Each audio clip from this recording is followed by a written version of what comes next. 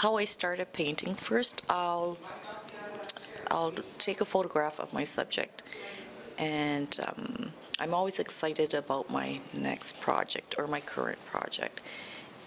And then I'll plan the composition. I won't use the whole photograph.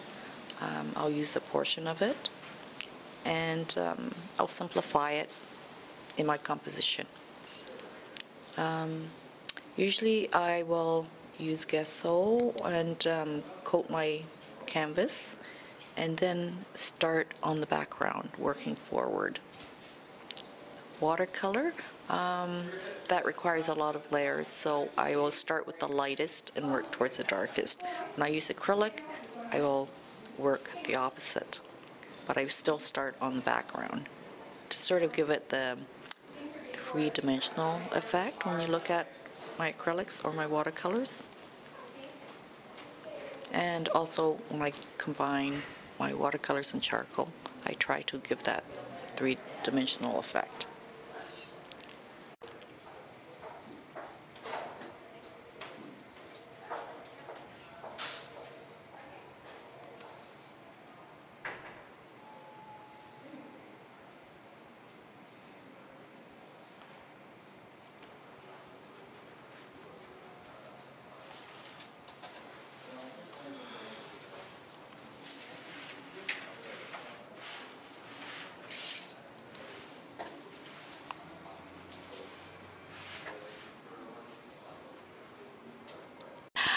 The comments I've received here by a few people are that my techniques vary a lot. I don't have a single theme, or I don't stick with a certain technique.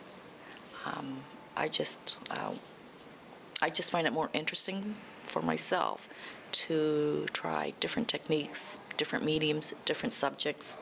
And when I work on a series, I don't have a specific number in mind of how many paintings I would like in that series. It just depends on when I run out of ideas or if I'm excited about the next series. So.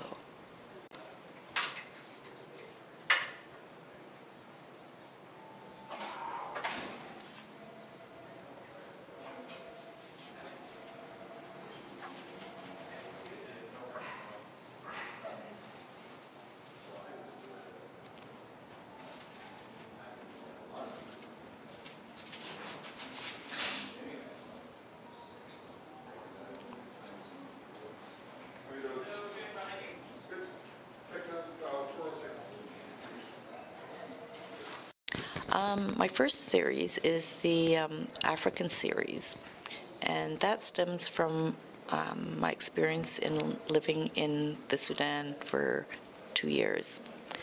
And my next series was the Southeast Asian series. I was fascinated by the monks and their flowing orange robes, so I depicted that in a lot of paintings, also in graphite, and I also like the combination of watercolor and charcoal, and recently acrylic.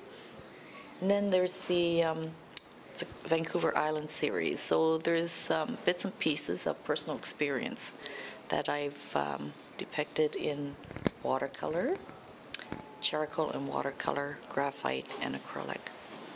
There's so much to paint on the island, so I'm really enjoying that.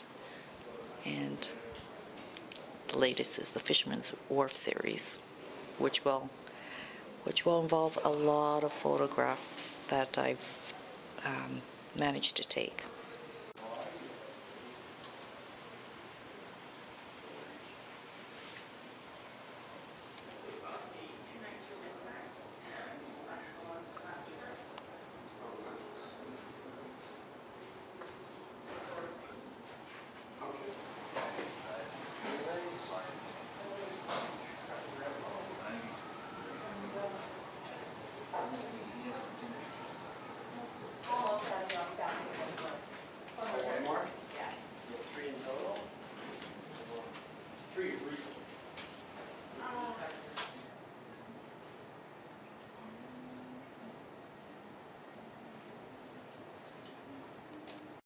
I'm a member of the Island Illustrators Society, and they're celebrating their 25th anniversary this year.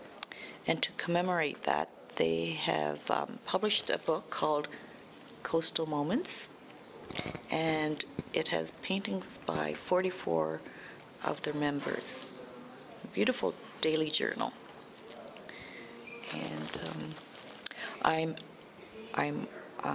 honored to be an artist in residence at the Chateau Victoria. And it was a concept by Barbara Adams and Carrie Liggins, and it involves 5 different major hotels. And it goes on till December, so I'm really fortunate to be involved, and I'm really enjoying it. Special thanks goes to Clive and Ann Piercy, and especially Mark Paul and the staff of Chateau Victoria. They've made working here a lot of fun, and they've been very supportive.